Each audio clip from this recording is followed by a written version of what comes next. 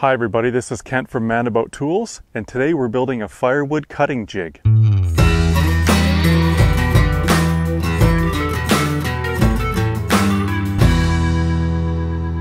When we purchased this home and property, there was a load of old tools and assorted building materials that we asked to be included in the sale. The house, workshops, and outbuildings were built somewhere in the 1950s by the owner, an Austrian carpenter who settled here after World War II. From what we have heard, he cleared this land by hand, and he was a meticulous craftsman. His workmanship is evident in the quality of the fit and finishing of the house he built. In our back field, I came across this firewood cutting jig, and I've used it a few times to cut wood stove length material to heat the house. Over the years, this jig has suffered from the weather here on the West Coast, and the slots can get cut away after each use. I thought it would be a good time to build a new jig based on this design. It's simple, portable, and very efficient at turning long branches or slab wood offcuts from a sawmill into firewood. You simply load it up, drop the roped weights over the stack, and run your chainsaw down the slots. Here's the entire process of using this firewood cutting jig from beginning to end. I picked up a load of slab wood from my friend Jay. These offcuts from his mill are mostly red cedar and Douglas fir.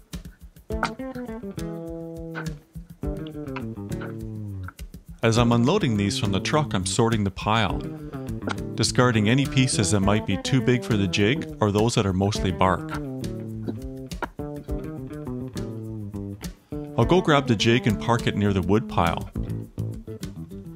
Remove the weights and ropes and any sawdust or debris. It's a good idea to have the jig as close to your wood pile as possible to make unloading easier.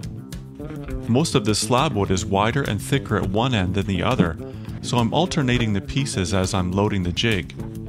I'm also packing it fairly tight to eliminate any big voids. Most of the slab wood is longer than the jig, but that's no problem. I just let it hang out the end.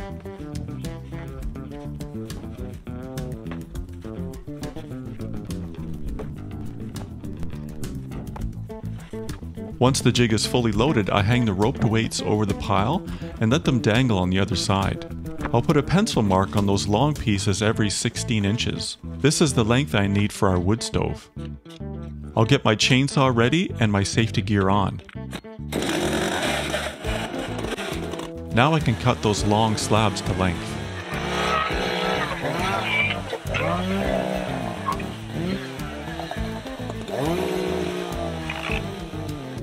I'll run my chainsaw down each slot, pausing several times to look to make sure that I'm in alignment with the slot on the other side.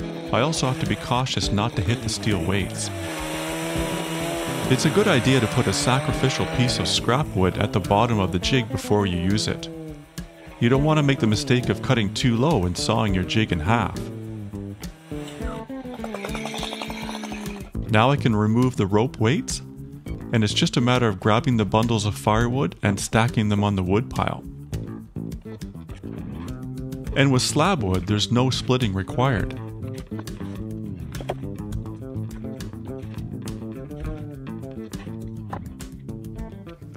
This jig has lawnmower wheels running on a steel axle at the open end and a repurposed metal handlebar at the closed end. This allows you to wheel it where you need it. On this rebuild, I'm going to simplify the handle and build the new one from standard framing lumber, as not everyone has access to a metal handle like this one. I've modeled the jig in SketchUp and will have plans available on our website for download. See the links for that in the description below. To build this, you will need some standard framing lumber, screws, and some simple hardware you can get from any building supply store. This jig has heavy metal weights on a nylon rope. The new model will use wood blocks instead.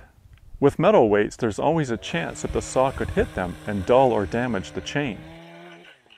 The new design uses standard framing lumber and no special tools or equipment are required to build it. It's an easy weekend project, and with a bit of care, this jig will give you years of service. Alright, let's get ready to build the new firewood cutting jig. The weather was nice, so I set up some tools outside. For this project, I'll use my portable table saw, my miter saw, an air compressor and nailer, and my drill press. Not all of these tools are absolutely necessary for this project. You can build this jig with a circular saw and some basic hand tools if that's what you have. The jig is made from these main components: a front and rear support made from 4x4 lumber, a base made from a pair of 2x10s, sides made from 1x8s, handles made from a 2x6, and weights attached with ropes made from salvage materials. I'm going to start with the two bases made from a 4x4. For the rear base, I'll need lawnmower wheels, a 1/2-inch steel axle rod, some galvanized washers, small mending plates, and cotter pins. With one wheel on the axle, line up the edge of the tire to the end of the rod. Make a pencil mark for the cotter pin hole. Repeat on the other end. Cut a V-groove into a scrap piece of lumber to hold the round axle rod for the next few operations. Use a center punch to create a small divot in the steel rod to help guide the drill bit. Use a hardened concrete nail if you don't have a punch. Drill a hole in the axle with a 1/8-inch metal drill bit.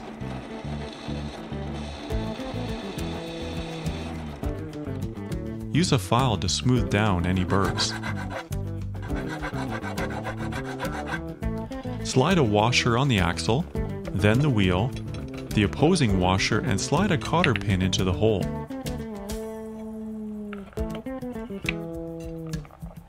Mark the locations for the inner cotter pin holes,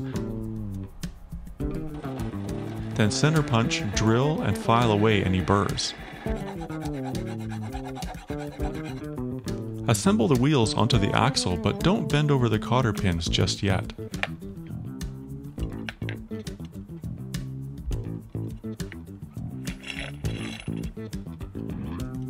Measure the distance between the two inner cotter pins, subtract 1/2 inch, then transfer that measurement to a 4x4. Cut this rear support to that length. Measure the front support according to the plans and cut that as well.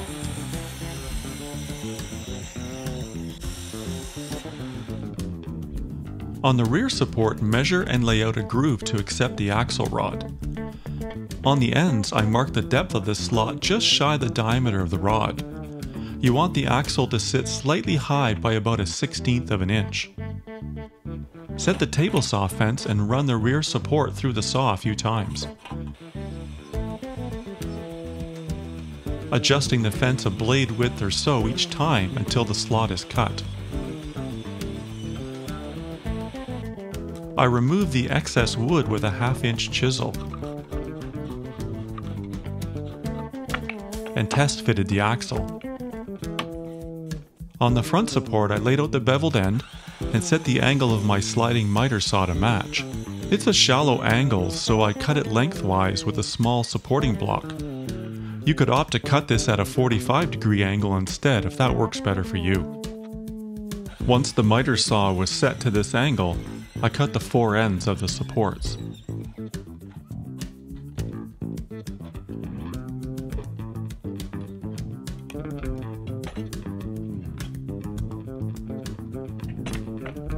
Drill a hole in the center of the axle to accept another cotter pin. Cut a groove with the miter saw at that location. This will prevent the axle from sliding or rotating in the groove.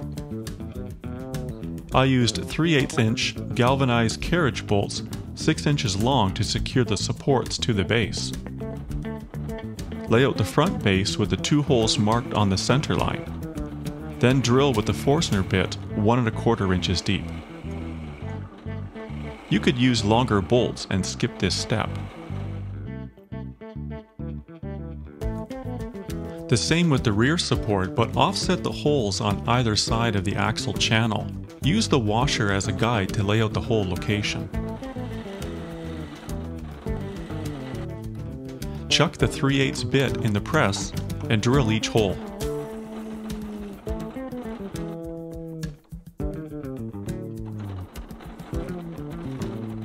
This bit was not quite long enough in the press, so I used a portable drill to finish. set the front and rear supports aside for now to start working on the main body of the jig. Cut the 1x8s down to 30-inch lengths. I bought a few extra in case I find a few cracks or checks in them. I set a stop on my saw support so I could quickly make these cuts without measuring each one. And this went pretty quick.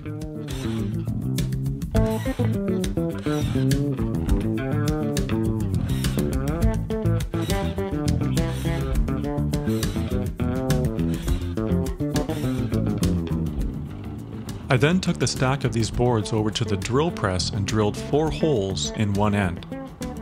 I set up a simple guide and stop block.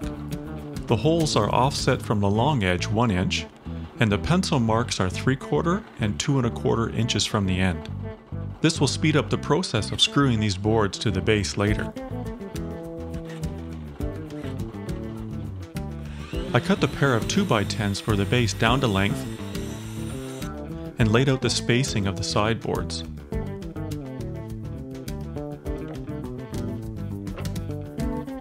I used a scrap piece of 1/2-inch plywood for one spacer and an offcut from a sideboard for the 3/4 inch gap.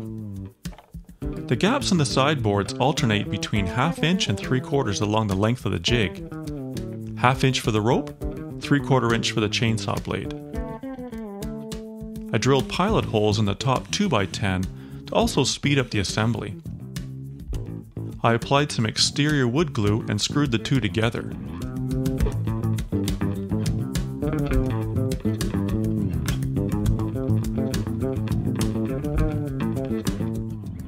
I used a few extra screws as there was a slight warp in one of the 2x10s.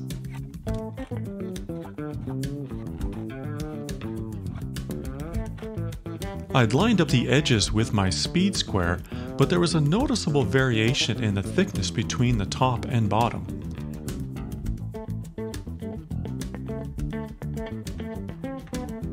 To correct this, I set the fence on my table saw to the smaller dimension and ran the base through the saw.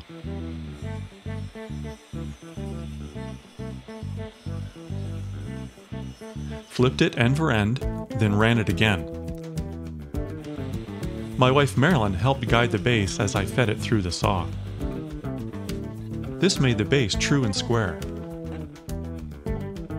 With the base on the flat surface, I'm ready to attach the sideboards. I used some glue and my finishing nailer to hold them in place, screws added later. I alternate the spacers as I go along.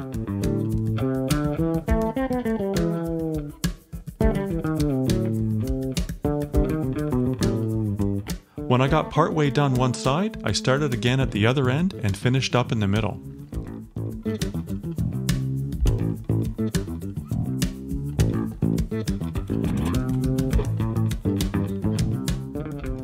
I then laid the jig over on some supports to add the screws. The combination of glue and screws will make for a strong and long-lasting joint.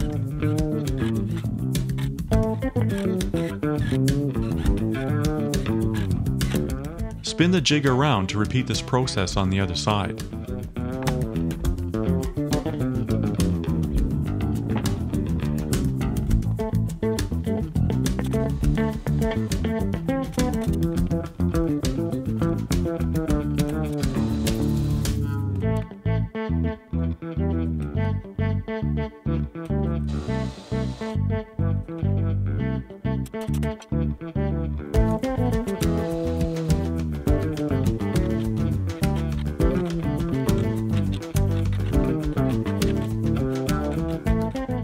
I'll make the two handles from a 2x6, cutting each to length first, then laying out the design.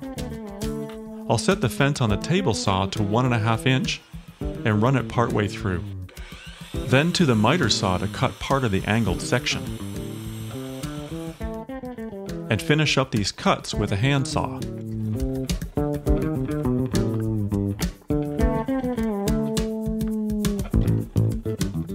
Clamp these to a sawhorse and round off the handholds. I used a coarse sanding disc on my grinder. This is all rough carpentry, so as long as it's comfortable in the hand.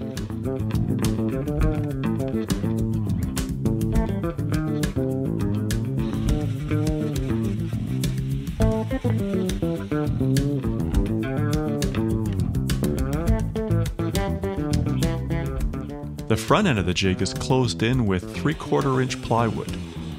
I'll rip it to width, then cut to length. Mark a line with a square 3/8 from each edge, and mark the centers of each base. Drill pilot holes for screws.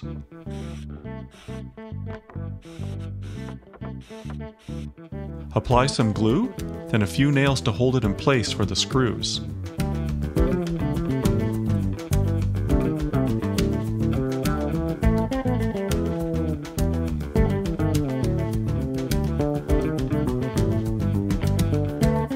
For more strength, attach galvanized angle brackets to each front corner using short, pan head screws.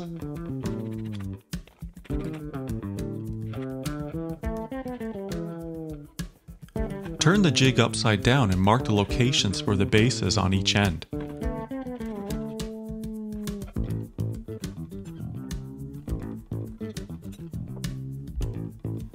Add 2 screws on an angle to hold the bases in place before drilling for the carriage bolts.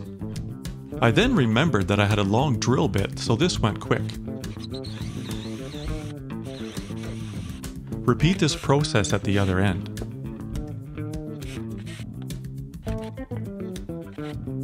You can do this step with a shorter bit, but try to get the holes lined up so the bolts will tap in easily.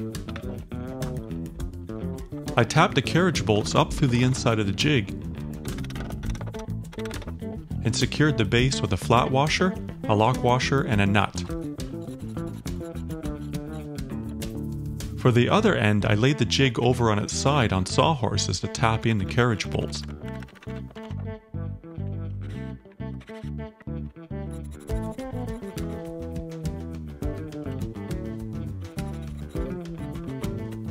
The axle can now go in the groove and be secured with short mending plates.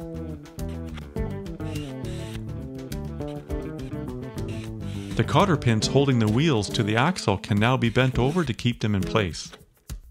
To the front base, I glued on 2 feet made from scrap 2x6 and secured them with screws.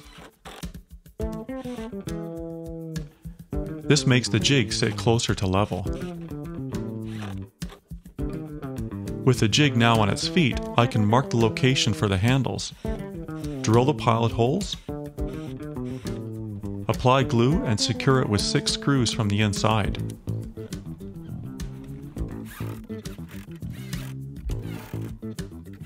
Next, the mending plates that bridge the 1/2 inch gap between sideboards can be screwed in place. I salvaged some wood from a few old hardwood pallets to make the weights.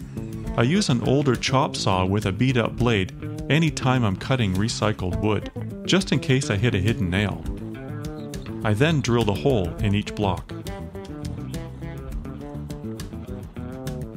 I cut 1/4 inch diameter rope into 7-foot lengths and melted the ends with a lighter so they won't unravel.